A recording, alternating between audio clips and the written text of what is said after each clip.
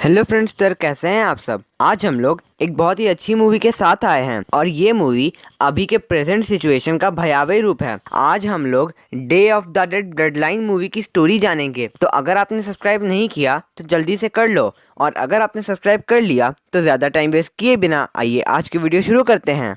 Movie के first scene में हम लोग एक शहर में जॉम्बीज को अटैक करते देखते हैं। जॉम्बीज लोगों को काट कर इन्फेक्ट कर रहे थे। जॉम्बीज की संख्या बढ़ती ही जा रही थी। उसके बाद हम लोग उसी शहर में 4 घंटे पहले की सीन को देखते हैं। उस टाइम तक कोई भी वायरस से इन्फेक्ट नहीं हुआ था और हम लोग वहाँ पर जोई और भी बहुत से स्टूडेंट्स को एक क्लास अटेंड करते हुए देखते हैं। वो लोग बायोलॉजी क्लास अटेंड कर रहे थे। उनकी डॉक्टर उन लोगों को एक डेड बॉडी देती है और उस इंसान की मौत का कारण बताने को बोलती है। उस क्लास में कोई भी आंसर नहीं दे पाया था, मगर जोई का आंसर लगभग करेक्ट था, जिससे हम लोगों को पता चलता है कि जोई माइक्रोबायोलॉजी में एक्सपर्ट थी या एक्सपर्ट बनने का ट्राई कर रही थी। जो एक रूम में थी, उस रूम में एपिडेमियोलॉजी माइक्रोबायोलॉजी से रिलेटेड एक्सपेरिमेंट्स होते थे। जोई वहीं थी। वो उस पेशेंट के ब्लड में कुछ अलग नोटिस करती है। हम लोग देखते हैं कि उसे उसकी काम की प्रेरणा अपने फैमिली मेम्बर से मिलती थी, क्योंकि उसने अपने फैमिली की फ़ोटो उस लैब में लगा रखी थी।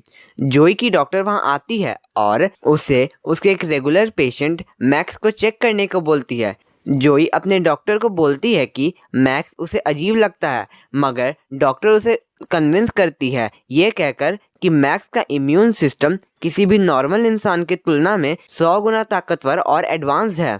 जोई मैक्स का ब्लड सैंपल लेती है। मैक्स ने अपने हाथ पर जोई का नाम लिख लिया था। वो जोई के साथ बदतमीजी करता है, मगर एबी वहां आती है। वो दोनों पार्टी में जाते हैं। जोई वहां से निकल जाती है और अपने बॉयफ्रेंड पीटर को ढूंढने का ट्राई करती है। वो पीटर को ढूंढते हुए एक रूम में जाती है। पीटर वहां से जाता है। जोई उस रूम से निकलने वाली होती है, मगर वहां मैक्स आता है और उसे फिजिकली अब्यूज करने का ट्राई करता है। हम लोगों ने मूवी में जिस डेड बॉडी को देखा था वो एक जॉम्बी में ट्रांसफॉर्म हो गया था।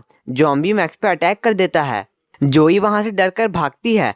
वो अपने दोस्तों को भी इन्फॉर्म करती है, मगर उनकी डॉक्टर भी इन्फेक्ट हो गई थी। वहां पर सभी लोग जॉम्बीज में बदल जाते हैं एक्सेप्ट जोई। मूवी की नेक्स्ट सीन 5 साल बाद पे फोकस होती है। पूरे अमेरिका में कुछ लोगों को छोड़कर सब लोग जॉम्बीज में बदल गए थे। सारे सर्वाइवर्स मिलिट्री कैंप में रहने लगे थे।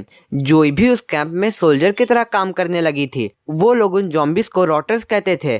तो मैं अगर जॉम्बीज और रॉटर्स के बीच स्विच करूं तो आप समझ जाइएगा कि ये दोनों एक ही हैं। जोई अभी भी उस वायरस के बारे में रिसर्च करती थी। हम लोग देखते हैं कि उस कैंप में लिली नाम की एक बच्ची है। लिली की तबीयत खराब थी। कैंप में दवाई भी नहीं थी और लिली की हालत मरने वाली हो गई थी।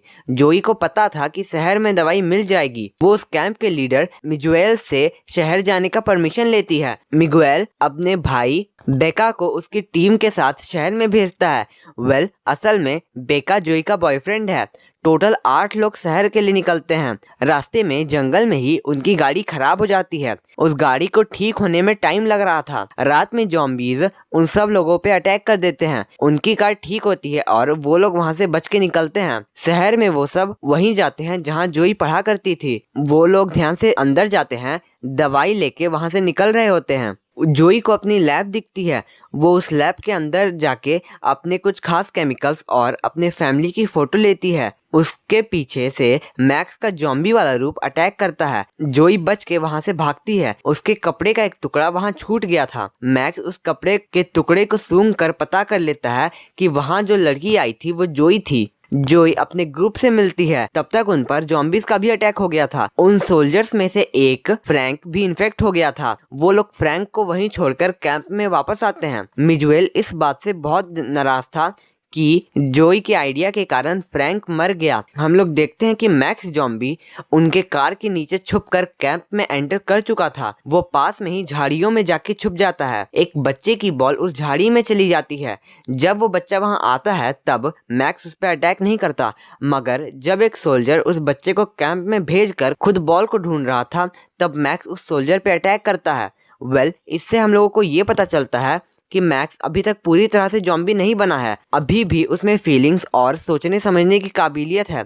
आप सबको इस बारे में मूवी में ही पता चल जाएगा। मैक्स छुपते छुपाते उस कैंप के मेन वेंटिलेटर पाइप में एंटर कर जाता है। जोई लिली को उसकी दवाई देती है और उसके बाद वो मिजुएल के रूम में जाती है। मिजुएल जोई पे गुस्सा करता है और उसे काम से निकाल देता है। बेका जोई को अपने भाई की तरफ से माफी मांगता है। वो दोनों किस करते हैं।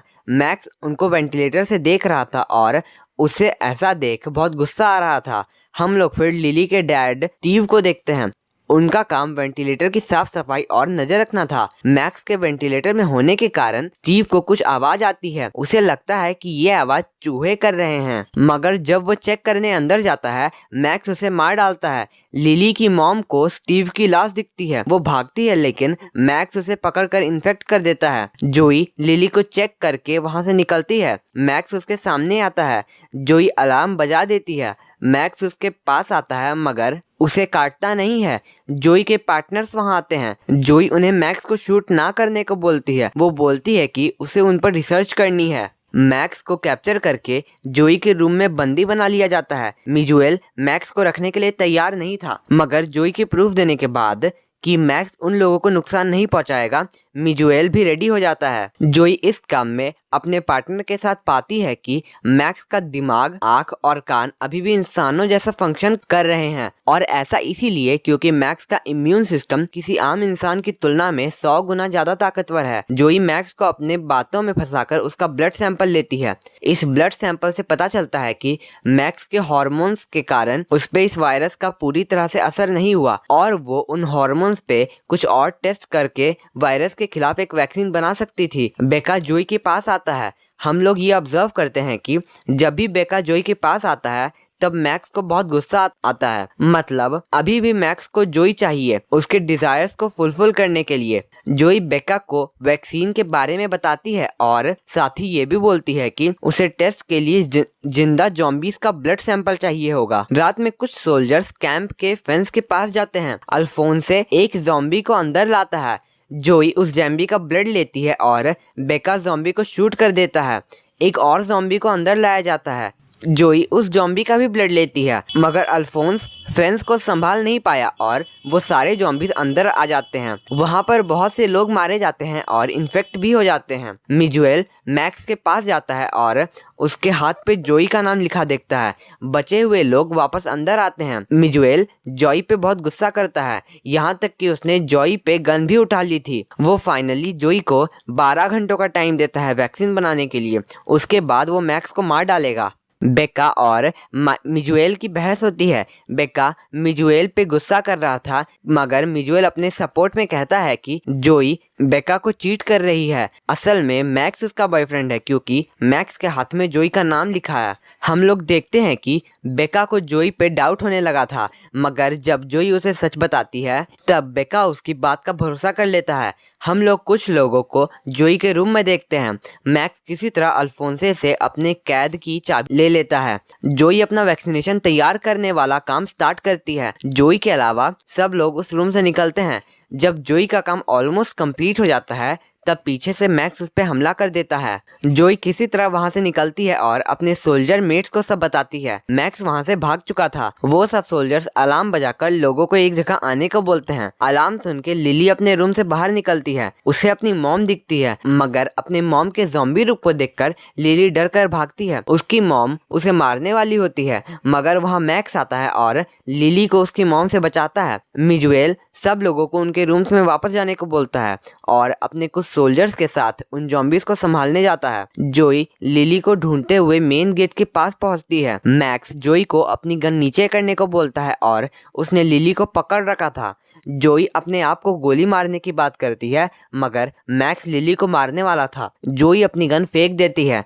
मैक्स लिली को छोड़कर जोई को कब्जे में ले लेता है और मेन गेट को खोलकर जॉम्बीज को अंदर आने देता है। लिली डर के मारे बाहर भाग जाती है। जोई अपने आप को छुड़ाकर लिली के पीछे जाती है। मैक्स भी जोई का पीछा करता है। सब सोल्जर्स लोग मिलकर बहुत से जॉम्बीज को मार डालते हैं। मिजुएल मेन गेट को बंद करता है। बेका जोई के लिए मिजुएल से लड़ाई करता है, यहाँ तक कि वो दोनों एक दूसरे के अगेंस्ट अपने गन्स भी उठा लेते हैं। तब एक जॉम्बी दोनों पे अटैक कर देता है। मिजुएल मर चुका था, यहाँ तक कि बेका भी इन्फेक्ट हो गया था। वो बाहर जोई को ढूंढने जाता है। जोई और लिली को हम लोग एक पुराने से पावर हाउस में जाते देखते हैं। मैक्स भी उनके पीछे उस रूम में एंटर करता है। जोई बड़ी चालाकी से छुपकर मैक्स को मार डालती है। वो और लिली कैंप में वापस जाते हैं।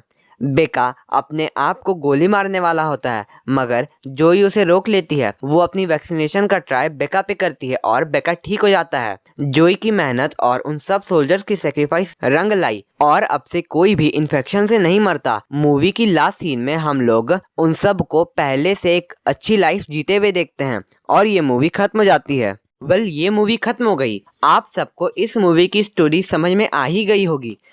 इस मूवी में मैं बहुत से सीन्स को इंक्लूड नहीं कर पाया क्योंकि वैसे सीन्स आपके प्रीशियस टाइम के लिए बिल्कुल वर्थ इट है। आप इसके बारे में क्या कहेंगे? अगर कोरोना के कारण ऐसा हो जाए तो सॉरी मेरे ऐसे थॉट के लिए, मगर जो लोग भी शूटिंग गेम्स खेलते होंगे उन्हें पता होगा कि मैं क्या बात कर रहा हूँ। इस मूवी में वायरस का वैक्सीन बन गया था। हम हॉरर टाइम फैमिली के सारे सदस्य भगवान से प्रार्थना करते हैं कि कोरोना वायरस भी जल्द से जल्द शांत हो जाए या फिर इसका भी वैक्सीनेशन बन जाए। आप सब अपने घरों में सेफ और सिक्योर ही रहिएगा। अगर आपको ये वीडियो पसंद आई तो आप इस चैनल को सब्सक्राइब कर लीजिएगा। हम लोगों की फैमिली जल्दी 600 लोगों की होने वाली है। आप सबका बहुत बहुत शुक्रिया। मैंने आपसे लास्ट वीडियो में 50 लाइक्स मांगे थे और ये एम पूरा हो चुका है। होप कि आपको ये वीडियोस और ये चैनल पसंद आया हो, तो सब्सक्राइब करके इस फैमिली को जल्द से जल्द 1000 का बना लेते हैं। आप सब अपना प्यार और सपोर्ट हमारे ट्विटर और इंस्टाग्राम पे भी दिखा सकते हैं। आप सबको सोशल मीडिया का लिंक डिस्क्रिप्शन में मिल जाएगा। हम लोग मिलते हैं किसी नए वीडियो में किसी नए टॉपिक के साथ। तब तक के लिए bye. Thank you for watching my video.